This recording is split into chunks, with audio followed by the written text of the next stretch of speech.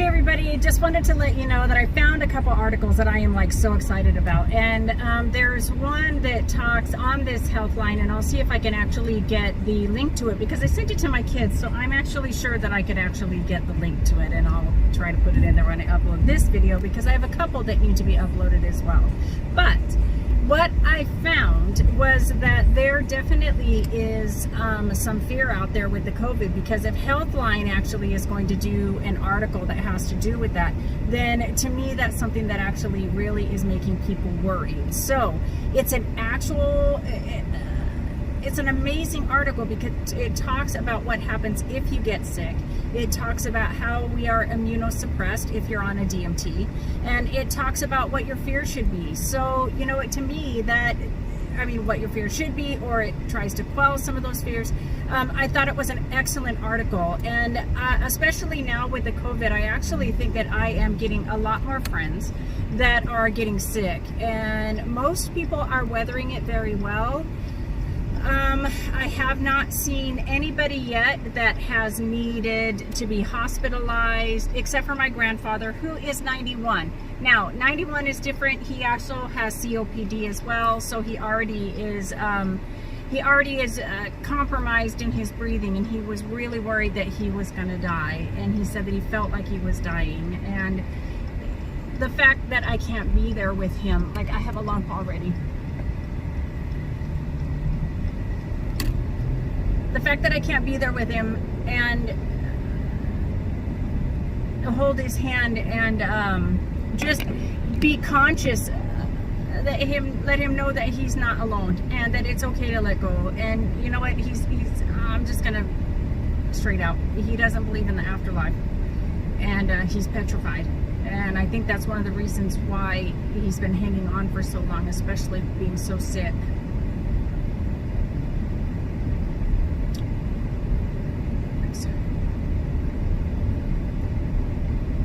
I think it's important for us to see when we can be emotional and when we can't, or when we shouldn't.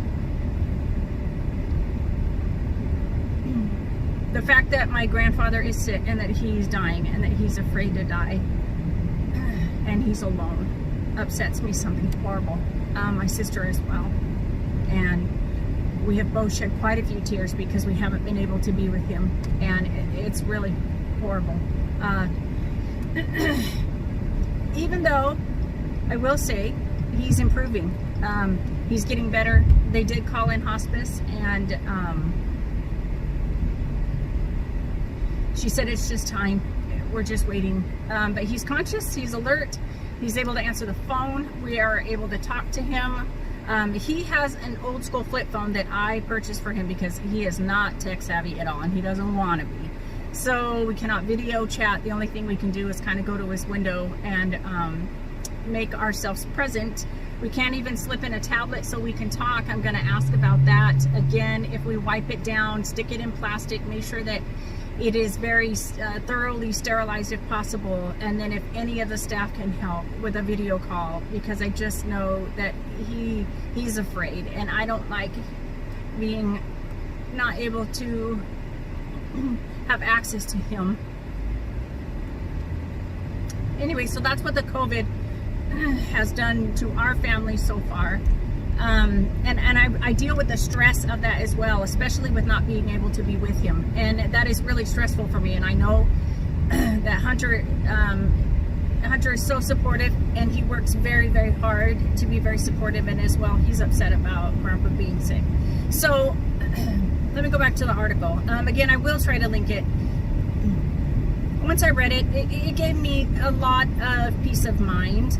It talks a lot about being in touch with your doctor. Ask your doctor any questions that you can. Right now, doctors are doing an awful lot of video conferencing, and I did not hold a video conference with Dr. Hennon, but I was able to speak with him on the phone for my visit. So he answered quite a few of my own questions when it comes to that. He felt that I would somewhat, he says that at this point, with where my T cell count is and what my vitamin D looks like and everything, that my blood work looks really good. He said to just mask up, And be smart, wash your hands a lot, don't touch your face. Make sure that if you're out in public, you retain social distancing, maintain social distancing, keep your 6 feet away distance, and just don't touch anybody. Don't shake hands, don't hug. If you have to, lock elbows, bing, bing. And that's one way to greet people if you need to be close to them. Just make sure that you do a lot of hand washing, a lot of sterilizing, and a lot of cleaning. It's not rocket science, so I don't think that I think we can actually shut this down a little when it comes to that kind of thing. But with that being said, again, I will link the Healthline video, and an article, because it just really kind of eased a lot of my own fears. Because again, I'm still afraid of this. I know that every single one of us is probably going to end up getting it at some point in time.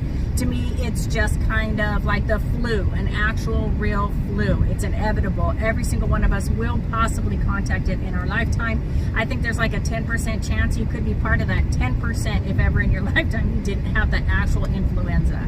And that can be fatal in itself for us as well. So this is just kind of sort of not really much different than what we did before. You're just cautious. If somebody's sick, you're careful around them, that kind of thing. But the article was amazing. So I don't want to go on and on, but I just wanted to let you guys know that I'll try to link that in there. I'll get this uploaded. I have some additional stuff to upload. I have a new one that I filmed at home, and that I talk about another article. And there's also one that's in this Healthline in the same link if you were actually to get it. It talks about people that are wanting medical marijuana to actually be legalized. So you don't even have to have a medical clearance card to be able to use it. Where to me, if you're in a state where medical marijuana is available to you, then you know what, try it out. Let me know how things go. How does it work for you? That kind of thing, because I know that I had friends. One of my parents' best friends, his name was Ron, and he did smoke marijuana.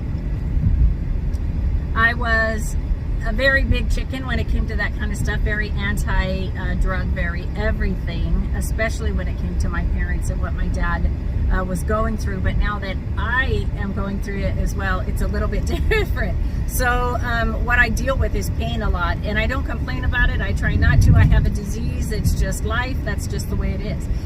But I try to still live my life like I should. So I don't want anyone to be afraid to live their life. And no matter how much you're struggling, don't be afraid. Don't be afraid. There's no reason. Live your life. Live your best life.